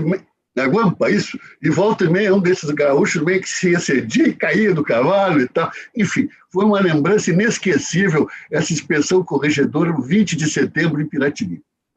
Mas o caso, eu acho que todos nós corregedores, né, nós corremos o mundo, né, os que foram, o desembargador Gustavo, o desembargador Butelli, né, é uma experiência inesquecível. Né? Cruzamos esse estado aqui e o conhecemos de uma ponta a outra. E esse estado é um continente, né? É um continente. Bom, eu pedi vista especialmente pela preocupação manifestada pelo desembargador Silvio, né? Sempre de fina sensibilidade nesse tipo de situação. E a preocupação que o desembargador Silvio externou me atingiu e me impôs, eu tenho esse veso, né, de proceder ao exame dos autos. E o caso é o seguinte, e esses dados que eu queria colocar aqui à apreciação à Corte. Nos demonstrativos de recebimentos do recorrente, os extratos de prestação de contas, tem-se as seguintes receitas. Há uma receita de 2.000, a receita total é de 3.206, fora R$350 do fundo partidário e R$350 recebido do partido político. E esses 3.206 se dividem da seguinte maneira: 1.000, que são aquela doação dos valores recebidos do fundo do auxílio emergencial, e 2.206 correspondem à cessão de um veículo, uma caminhonete S10 da dona Luciana Godinho. Está nos autos o instrumento de cessão. Está nos autos também a sua definição em termos financeiros. Ou seja, há R$3.206 recebidos, e foram os únicos recebimentos do candidato, tirante 350 do fundo partidário e 350 do partido, os únicos recebimentos que ele teve, todos da dona Luciana Godinho. 1.000 a transferência daquele valor recebido do auxílio emergencial e 2.206 correspondentes à cessão dessa caminhonete S10. Ou seja, só por aí se vê que a única contribuinte da campanha do recorrente foi exatamente essa senhora. De sorte que me parece que fica difícil se aceitar que não havia nenhum conhecimento do candidato em relação a esta senhora e suas condições financeiras e de onde estava vindo o dinheiro. Como também, dentro de uma lógica, se ela tinha recurso, como se diz no recurso, poderia ter de atividade agropecuária e tal, por que ela foi tirar o auxílio emergencial? Se dirá, não, foi de má fé para se apropriar desse valor. Mas sim, esse valor ela imediatamente repassa ao candidato. De sorte que me parece inexorável ligar o recebimento desse auxílio emergencial à sua finalidade de repasse ao candidato. Se tinha recursos, como disse o recorrente, ela poderia ter de atividade agropecuária e tal, por que ela foi tirar esse valor? Para se apropriar, como muitos fizeram, se locupletar indevidamente com o auxílio emergencial, mas sim, ela repassa o auxílio emergencial àquele a quem ela já tinha cedido o uso de uma caminhonete. Então, assim, esse demonstrativo está nos autos, está mais de uma vez. Todos os recursos que a candidatura recebeu de alguém foi de dona Luciana Godinho.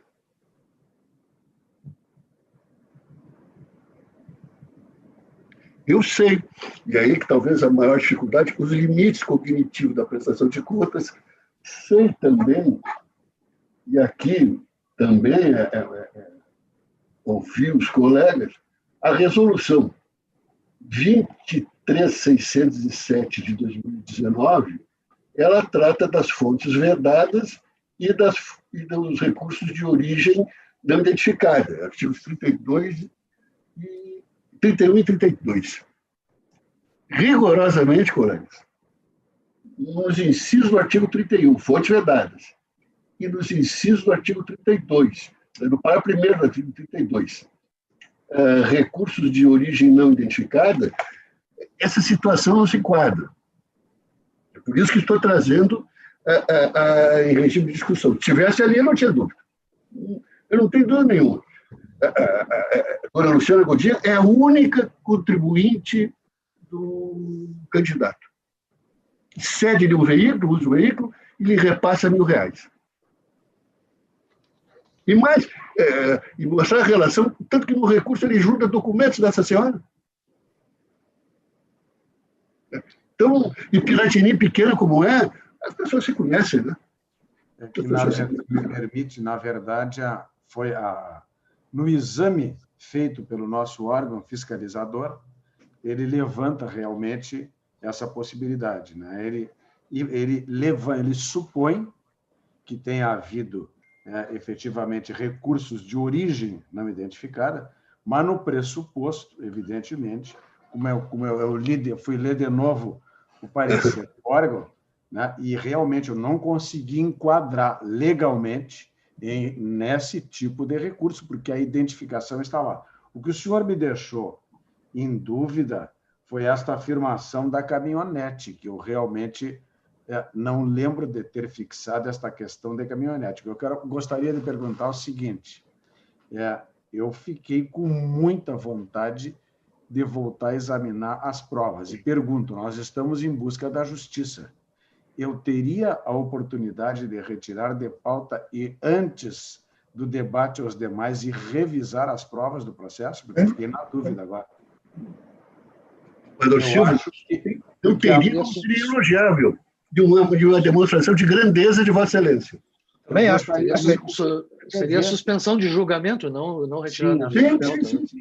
Sim, porque, assim, para mim, a questão se resumia aos R$1.000 e, evidentemente, não encontrei. O doutor Fábio me preocupou. Eu, antes, quando recebi, estava preocupado, até revelei a minha indignação, falei com o doutor Gerson, digo, estou indignado, disse, não adianta indignação, tem que ser a lei, e realmente, mas nós teremos uma sequência de julgamentos, e eu acho que este primeiro exame compartilhado e melhor refletido entre todos, seguramente nos dará mais tranquilidade para os próximos. Então, Tenente Presidente, se os senhores concordarem, eu gostaria de pedir o adiamento e eu retomo o processo e vou reexaminar item por item, porque o desembargador Lima me balançou com relação à caminhonete, que eu não tenho no meu registro o exame com relação a essa caminhonete. Eu, inclusive, fui reexaminar todos os IDs, desembargador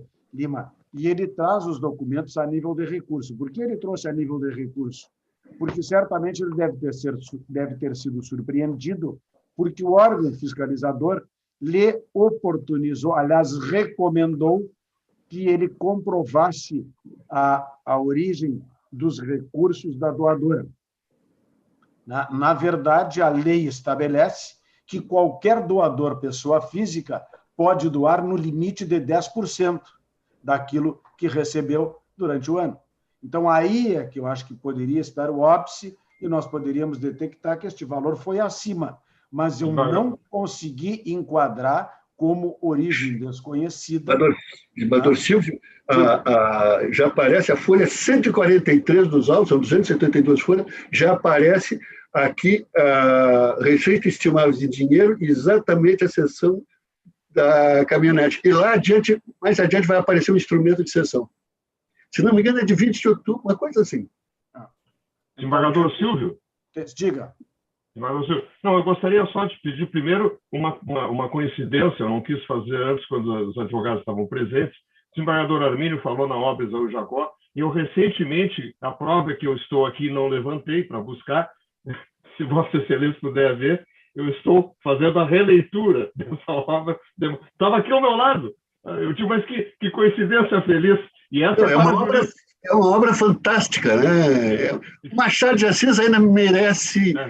Nós não damos a dimensão de Machado de Assis, né?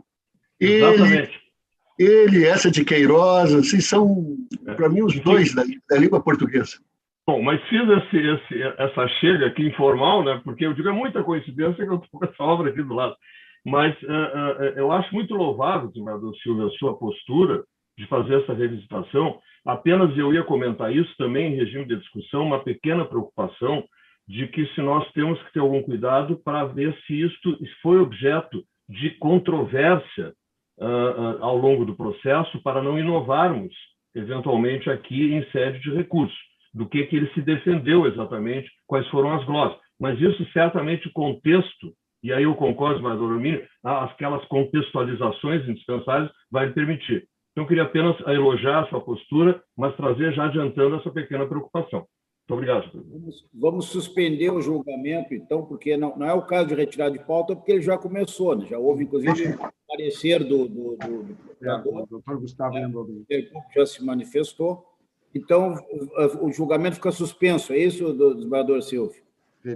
Fica suspenso. Eu vou revisar o processo folha a folha, desembargador Armindo. Perfeito. Então, doutor Rogério, por gentileza... Aquela sua ironia, né? É importante examinar os autos, de tantos princípios processuais. Eu tenho o hábito de fazer isso. Sim, não. Sem dúvida nenhuma. Está meio... Às vezes pode escapar alguma coisa, sem dúvida nenhuma. Reverei com olhos de lince. Doutor Rogério, então, em regime de discussão, suspenderam o julgamento. Em regime de discussão. Muito obrigado. Próximo é o recurso 060-03-2077, Santa Vitória do Palmar, relatoria do desembargador Armínio da Rosa, com a palavra o eminente procurador, doutor Fábio Venzon. Senhor presidente, renovando as saudações, este processo é o 0600-320, dígito 77. Trata-se de recurso interposto por Maria das Graças Rodrigues Morales, candidata a vereadora em Santa Vitória do Palmar, contra a sentença que julgou procedente a representação por propaganda eleitoral irregular formulada pelo MDB, condenando a representada ao pagamento da multa de R$5.000. Conforme a sentença, a propaganda eleitoral na internet por impulsionamento de conteúdo deve conter o CNPJ, aquela questão de impulsionamento, conter o CNPJ, CPF do contratante, bem como a expressão propaganda eleitoral, que, segundo o entendimento do juiz da qual não teria se feito presente. Então, neste caso, no âmbito aqui fático, temos o seguinte: no caso, e apenas o juiz de primeira instância, ainda exame liminar, analisou 3 anúncios publicados na biblioteca da candidata, nos quais não constam as referências exigidas para a lei quanto ao CNPJ e CPF do responsável, como se extrai do seguinte trecho da decisão. As publicações contestadas na inicial encontram-se inativas. A primeira, publicada em 29 de setembro, inativada em 2 de outubro. O segundo foi... Aí fala das datas, né? Aí diz, nas 3 publicações, entretanto, não constam as referências exigidas pela lei. Referentes publicações estão identificadas na decisão, aí ela menciona o local onde nós podemos encontrar. Visualizando esses conteúdos, nota-se, isso aí já somos nós que estamos dizendo, que uma publicação não faz alusão ao CNPJ, eu coloco o número dela aqui, não faz alusão ao CNPJ do responsável, enquanto as outras 2 apresentam tal informação, mas a indicam no corpo da publicação, uma na parte superior e outra na parte inferior, quer dizer, faz a propaganda e edita dentro da própria propaganda o CNPJ, coloca ele ali. Não é o local adequado, porque esse local é passível de edição, né? Então, tem que ser no rótulo, o CNPJ, ou em outro local que é disponibilizado lá pelo Facebook e que se consegue acessar, como já teve no último caso julgado pela Corte. Ali também se permite, mas não na própria propaganda em si, que aquilo ali é uma edição, a pessoa coloca ali o número como uma edição da imagem, né? Então, isso não é possível. Por fim, nota-se do print da tela acostada na inicial que a publicação não está identificada pela expressão propaganda eleitoral, também aí violando. Então, a identificação de forma inequívoca, exigida pelo artigo 57C, caput, parágrafo 2º da Lei 9.504, não se fez presente aqui nesse caso, porque não cumpridos os dispositivos que a Resolução 23.607 menciona como as exigências trazidas pela Resolução 23.607 para garantir essa informação inequívoca de quem seria a pessoa que contratou a propaganda e de que se trata de propaganda eleitoral. Então, estamos opinando pelo conhecimento e desprovimento do recurso.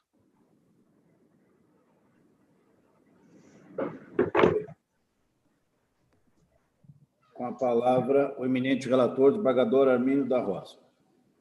Senhor presidente, como sempre, o doutor Fábio Venzon simplifica o nosso trabalho, né? Nos 3 casos, 2, uma indicação.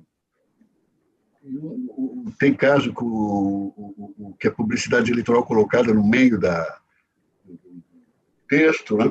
Sorte que eu estou votando pelo desprovimento do recurso no exato sentido do parecer ministerial.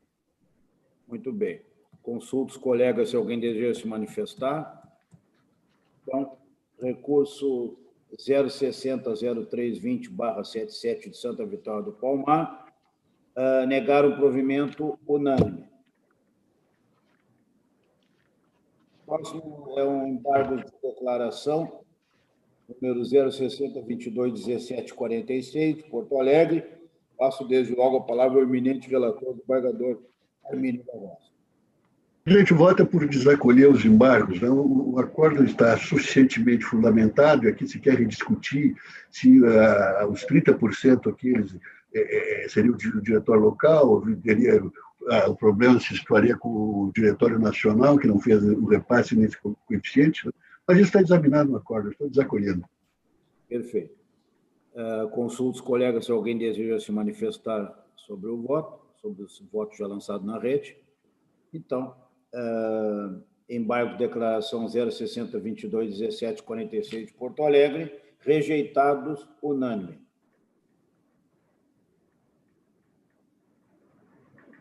Próxima é prestação de contas, sobre prestação de contas, 0602519/75 de Porto Alegre, relatoria do eminente desembargador Silvio Moraes. Com a palavra, o eminente procurador, doutor Fábio Ventura. Senhor presidente, renovando as saudações, prestação de contas, então, diretório estadual do Patriota, eleições de 2018, eleições, no caso, né? A Secretaria de Controle Interno verificou irregularidades relacionadas a fundo partidário, recurso de origem não identificada. Bom, vou listar todas elas aqui agora. Vou me referir especificamente em relação a cada uma delas. A primeira irregularidade foi que não teria sido apresentado extratos das contas bancárias declaradas, né? Só que, de qualquer maneira, foi mencionado pela unidade técnica, esse fato não impediu a apuração da movimentação financeira, já que o TSE disponibiliza os extratos. Então, isso por si só não importaria em desaprovação das contas. Mas, então, a primeira irregularidade, efetivamente, que pode ensejar desaprovação, é na arrecadação, irregularidade na arrecadação e gastos de recursos do fundo partidário. Foi verificado pela unidade técnica recebendo R$10 mil do fundo partidário, que entrou na conta outros recursos, não na conta do fundo partidário. O partido disse que não se tratava de recurso do fundo partidário. Porém, esse recurso foi recebido, porque teria sido recebido de um candidato.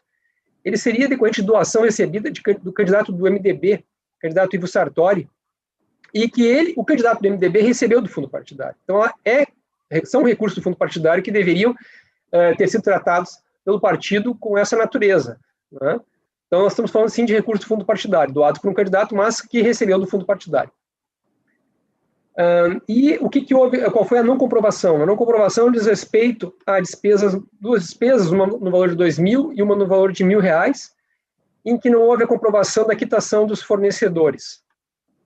Quanto aos fornecedores, Lorilene Corrêa e Maurício Fontela, que são essas duas despesas, o extrato bancário eletrônico disponibilizado pelo TSE não demonstra os beneficiários pelos pagamentos e o prestador de contas também não juntou aos autos provas dos pagamentos realizados, tal como cópia dos cheques nominais ou comprovante de transferência bancária. Então, se entendeu que R$3 mil de recursos do fundo partidário não foram comprovados adequadamente. Descumprimento à regra do artigo 40 da Resolução 23553.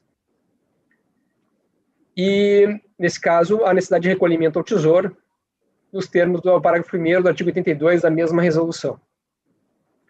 Em relação ao recurso de origem não identificada, se verificou inicialmente um pagamento que foi feito por fora, uma nota fiscal que se constatou, que não foi declarada, no valor de R$500. Então, se houve esse pagamento, o partido declarou que a despesa não foi realizada pelo partido, mas pela candidata, Flávia Abreu, mas, apesar dessa argumentação da agremiação, não foi verificada a despesa declarada como efetuada pela candidata Flávia Cristiane Abreu no Divulgacan de Contas, referente a esse fornecedor. Ademais, o endereço constante no documento fiscal apontado corresponde àquele registrado para o órgão de direção estadual do Patriota. Então, se entendeu que realmente essa é a despesa do Patriota, cujo recurso é não identificado, porque não se sabe como se deu esse pagamento. Então, são R$500 nesse caso. E R$2.098 de doações financeiras que não estão identificadas com o CPF.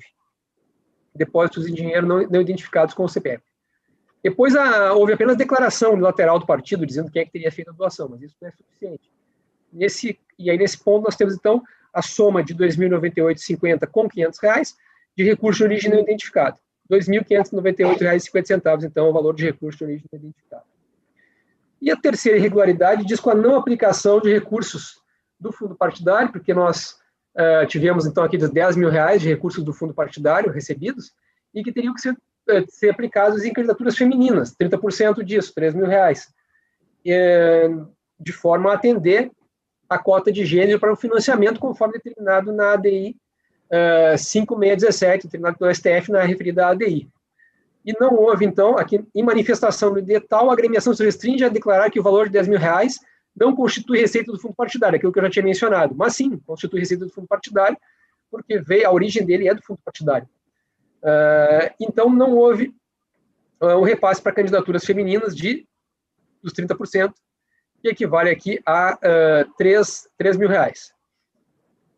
Nesse caso, então, nós estamos aqui somando o valor de despesas do fundo partidário não foram comprovadas, que era R$3 mil, mais o recurso de origem não identificado, que era os 2 mil e poucos, mais esses R$3 mil aqui, valor total R$ 8.598,50 de irregularidades, que importa em 71,6% do total das receitas declaradas, razão pela qual deve haver a desaprovação das contas.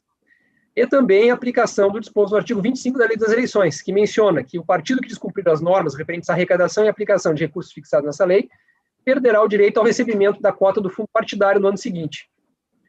E o parágrafo único menciona que isso deve ser aplicado de maneira proporcional. Como nós estamos falando aqui de 71,6% do total da receita, que foi R$12 mil, então estamos opinando pela suspensão de cota do fundo partidário pelo prazo de 9 meses. A conclusão, então, é desaprovação das contas, recolhimento de R$ 8.598,50 ao Tesouro Nacional e suspensão de novas cotas do fundo partidário pelo prazo de 9 meses. A parecer. Tudo bem. Com a palavra, o eminente relator, desembargador Silvio Moraes. Presidente, renovando as saudações e comungando com aquilo que é coerente entre nós, ratificando o que o desembargador Armínio há pouco disse, né? É uma tranquilidade o trabalho com o doutor Fábio Wenzon, porque realmente eu só fui confirmando e, de fato, item por item que eu arrolei, ele com absoluta pertinência analisou um a um. Tenho uma única divergência. Os meus cálculos da proporcionalidade, doutor Wenzon, eu cheguei em 8 meses e não 9 meses. Então, o voto apenas diverge do seu, porque coloquei aqui, quanto ao período de suspensão do recebimento da cota do fundo partidário, 25 da Lei 9.504 e 77, parágrafo 4º da Resolução TSE 23.553/17, considerando a representatividade das irregularidades que, de fato, é 71,6%, né, 71,6%, né, entendo que a sanção adequada e proporcional é de 8 meses de suspensão do recebimento do fundo. Então, a única divergência com relação ao parecer do eminente procurador regional eleitoral é que ele opinou por 9 meses e eu estou votando pela suspensão de 8 meses, né, referentemente ao recebimento do fundo. É como voto, eminente presidente. Perfeitamente. Consulto os colegas se alguém deseja fazer qualquer manifestação de voto. Não havendo, então, recurso 060-2519/75 de Porto Alegre, a unanimidade desaprovaram as contas e determinaram o recolhimento da quantia de R$ 8.598,50 ao Tesouro Nacional, bem como a suspensão dos repasses do fundo partidário pelo período de 8 meses. O próximo é o 060-0568/57 de Barracão. Relatoria do eminente desembargador Gerson Fischmann. Com a palavra, o eminente procurador, doutor Fábio Wenzon. Senhor presidente, renovando saudações. Recurso interposto contra a sentença exarado pelo juízo eleitoral de São José do Ouro, que julgou parcialmente procedente representação de propaganda eleitoral irregular ajuizada pelo MDB e Barracão em face de Diógenes Antonioli Júnior, candidato a vereador. Basicamente, aqui a questão, o magistrado determinou a retirada do ar da página e multa de R$ 5.000. É basicamente a questão que foi julgada também recentemente pela Corte, de página sem registro, página utilizada para propaganda eleitoral, sem registro, e nesse caso nós temos ali o artigo 57b da Lei das Eleições, que menciona a exigência do registro e menciona no seu parágrafo 5º que a violação desse artigo importa em multa de R$ 5.030. Então a multa foi aplicada no mínimo, e nós estamos entendendo que está adequado, então estamos opinando aqui pelo conhecimento e desprovimento do recurso. Muito bem. Com a palavra, o eminente relator, desembargador Gerson Fischmann. Senhor presidente, renovando as saudações, eu estou na linha exatamente muito singelo voto apresentado pelo Dr. Fábio. O próprio recorrente admitiu a ausência de comunicação e justiça eleitoral. Então, isso é incontroverso, não há dúvida. A única questão que eu vou agregar, e fez parte do pedido dele, ele pedia a reativação da página. E como está vencido o período de campanha eleitoral, entendo que descabe a continuação da medida, neste ponto apenas reformando a sentença que tinha dado o caráter definitivo da retirada do perfil para acolher e reativar a página. De modo que o voto é para dar parcial provimento apenas para determinar a restauração do perfil de Diógenes Antônio Júnior no Facebook, na página dele, mantendo a condenação à multa de R$ 5.000. É nesse sentido o voto, senhor presidente. Muito bem. Consulto os colegas se alguém deseja fazer manifestação de voto. Então, recurso 060-056857 de Barracão, a unanimidade deram parcial provimento para determinar a restauração do perfil de Diógenes Antonioli Júnior no Facebook, mantendo a condenação a pena de multa no valor de R$ 5.000. Próximo é o 060-0524/47 de Marcelino Ramos, relatoria do eminente desembargador Thompson Flores. Com a palavra, o eminente procurador, Dr. Fábio Venzon. Senhor presidente, recurso de sentença da terceira zona eleitoral que julgou improcedente representação por pesquisa sem registro, promovida pela coligação Marcelino Sempre Mais Desenvolvimento para Todos e face da coligação Um Novo Tempo, uma vez que não verificou a hipótese de pesquisa sem registro. E aí existe, então, esse recurso buscando a aplicação da multa. Basicamente, que uma leitura do que constou nessa divulgação, se vê claramente que se trata de enquete, porque constou o seguinte: olá, gente, iniciamos o programa de hoje compartilhando contigo uma boa notícia para todos nós. Sabe de uma coisa? A nossa coordenação de campanha acabou de nos passar alguns índices satisfatórios sobre as intenções de voto da população marcelinense. Em um apanhado geral, estamos caminhando rumo à vitória da coligação Novo Tempo em 15 de novembro. Por isso, convidamos você para se unir a nós e também para fazer do seu voto uma conquista vitoriosa. Eu, você, seu amigo, seu vizinho, todos estão juntos e podemos agora bater no peito e dizer: eu voto no 15 e um novo tempo vai chegar. É isso, basicamente é apenas isso. Ou seja, os cabos eleitorais dele acabaram apurando ali que eles estão numa situação melhor. Não tem nada de pesquisa aqui, né? No máximo poderia se falar ainda de enquete, acho que nem isso. E aí está na linha da jurisprudência da Corte, que entende que não se aplica aí a multa em situações como essa, até situações mais graves do que essa. Então, opinamos pelo conhecimento e desprovimento do recurso. Muito bem. Com a palavra, o eminente relator, desembargador Thompson Flores. Senhor presidente, a matéria é muito singela e o meu voto vai exatamente nos termos do parecer, com a jurisprudência ali mencionada. Voto por negar provimento ao recurso. Perfeitamente. Consulto os colegas se alguém deseja fazer manifestação de voto. 060-05-2447 de Marcelino Ramos. A unanimidade negar um provimento.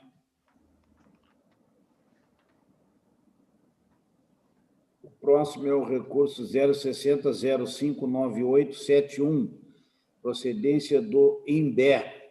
Relatoria desembargador Thompson Flores. Senhor presidente, só para prevenir, antes de passar a palavra ao doutor representante do parquê, é um caso de perda de objeto. Apenas. Perfeitamente. Com a palavra, o doutor Fábio Venzon. Está sem som, doutor Fábio. Senhor presidente, eminentes desembargadores, recurso eleitoral interposto pela coligação INBE não pode parar, e coligação Unidos por INBE, em face de sentença do juízo da Zona Eleitoral de Tramandaí, que reconheceu a ilegitimidade da coligação impugnante, bem como julgou procedentes as impugnações oferecidas, respectivamente, pelos filiados, e nomina eles, indeferindo o DRAP, ou indeferido o DRAP. Aí vem, então, esse recurso, né? Tem, na verdade, o recurso das duas coligações, uma delas sustentando a existência de sua legitimidade ativa, porque isso tinha sido afastado, e a outra coligação alega ilegitimidade ativa do filiado, enfim, buscam, na verdade, o deferimento, uma das coligações, o deferimento do DRAP. Acontece que a coligação que busca o deferimento desse DRAP que foi indeferido, ela não foi eleita, né?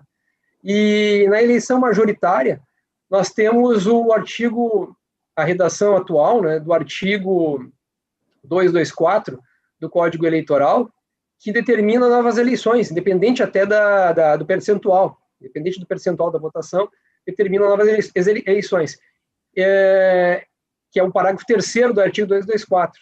Né? E nesse ponto, até já houve decisão do Supremo relacionada à constitucionalidade desse dispositivo. Né? Então, como nesse caso,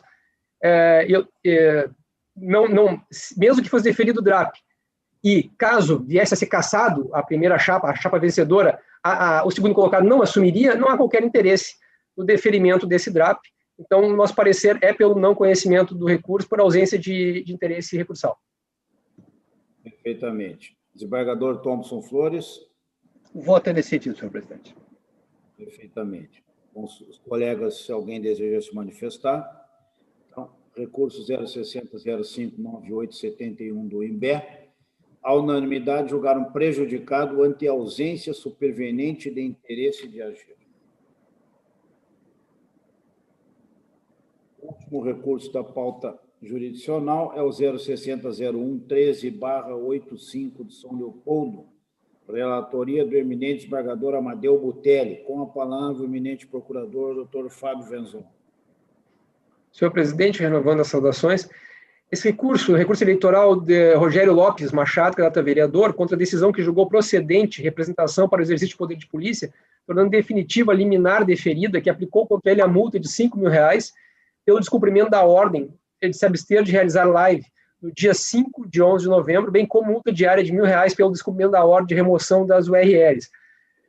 Nós estamos dizendo inicialmente que aqui a representação foi para o exercício do poder de polícia. Né? Não foi uma representação no plano jurisdicional, mas no plano administrativo. Então, estando diante do exercício do poder de polícia, não é cabível interposição de recurso, mas sim mandado de segurança, nos termos do artigo 54, parágrafo 3º da Resolução 23608, de 2019, que diz que o mandado de segurança é a via jurisdicional cabível contra atos comissivos e omissivos praticados pelo juiz eleitoral no exercício do poder de polícia. Então, por isso, nós estamos opinando pelo não conhecimento do recurso.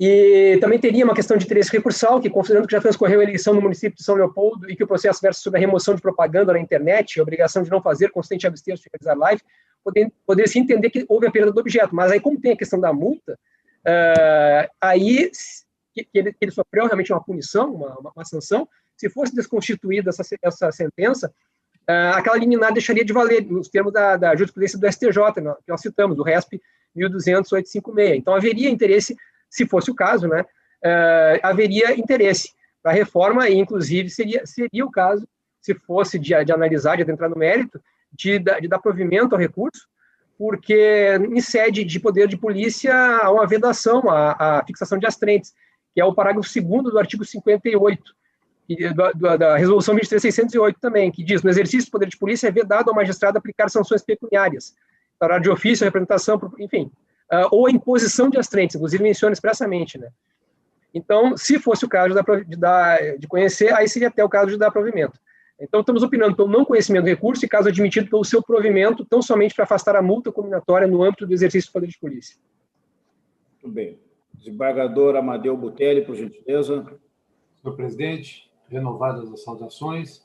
A questão é bastante singela, como bem pontuou o doutor Fábio, né? Trata-se de atuação do juízo eleitoral lá de São Leopoldo na condição do exercício de poder de polícia provocado pelo Ministério Público Eleitoral daquela zona, 73ª zona eleitoral. De modo que o manejo do recurso não foi o correto, né? O correto seria a mandado de segurança, conforme o artigo 54, parágrafo 3º da Resolução 23608 de 2019, de modo que estou votando, senhor presidente, pelo não conhecimento do recurso. Consulto os colegas se alguém deseja fazer a manifestação de voto. Recurso 060-0113/85 de São Leopoldo, não conheceram, unânime. Colegas, agora nós temos 3 processos administrativos, 3 de relatoria do eminente pagador Armindo da Rosa, no qual a douta corregedoria o corregedor está indicando juízes para as zonas eleitorais. O primeiro deles é o 00298288, o eminente desembargador Armínio está indicando o nome da doutora Mirna Benedetti Rodrigues para exercer a titularidade da jurisdição da 76ª zona eleitoral a partir de 1º de abril de 2021. Os outros colegas estão todos de acordo com o voto do eminente relator. Então, recurso 002982882096, de Porto Alegre, acolheram na unanimidade o nome da doutora Mirna Benedetti Rodrigues para exercer a titularidade da 76ª a partir de 1º de abril. A indicação seguinte vem no recurso 29187820196218, no qual o eminente desembargador Armínio está indicando o nome do doutor Cristiano de Azeredo Machado para exercer a titularidade da jurisdição da 59ª Zona Eleitoral a partir de 30 de março de 2021. Essa 50ª Zona é Viamão. Colegas estão todos de acordo, então, proclamando o resultado, recurso 2918-7820-18.000. À unanimidade, acolheram o nome do Dr. Cristiano de Azeredo Machado para exercer a titularidade da jurisdição da 50ª Zona Eleitoral a partir de 30 de março de 2021. E, por fim, o recurso 302.525.019.6218.000, segundo o qual o eminente corregedor, o desembargador Armindo da Rosa, está indicando o nome do Dr. Jefferson Torelli Rigel para exercer a titularidade da jurisdição da 85ª Zona Eleitoral, que é Torres, a partir de 29 de março de 2021. Colegas estão de acordo com a indicação do corregedor, então, recurso 302.525.201.96.218.000. À unanimidade, acolheram o nome do Dr. Jefferson Torelli Rigel para a titularidade da jurisdição da 85ª Zona Eleitoral a partir de 29 de março. Colegas, então, encerradas as pautas jurisdicional e administrativa, anunciando a próxima sessão para o dia 6 de abril, uma terça-feira, às 14 horas. E antes de encerrar a sessão, mais uma vez, renovar ao desembargador Gustavo Dias Fentelli toda a sorte do mundo em sua vida pessoal, juntamente com a sua família, e muito sucesso na carreira que continuará junto ao Tribunal, ao Poder Judiciário do Estado. Senhor presidente, muito obrigado. Mais uma vez me coloco à disposição de todos, no privado, e vou me permitir me manter no grupo dos desembargadores do TRE até o dia 2, que é o verdadeiro dia do meu biênio, e logo a seguir estarei, então, me desligando ali dos grupos de WhatsApp, dos quais participei prazerosamente. Um grande abraço a todos, muito obrigado por tudo. Muito bem. Grande abraço. Então, mais uma vez, agradecendo a participação de todos, desejando a todos uma boa tarde e nos vemos, se Deus quiser, no próximo dia 6 de abril, às 14 horas. Boa tarde, bom trabalho. Grande abraço, governador Gustavo.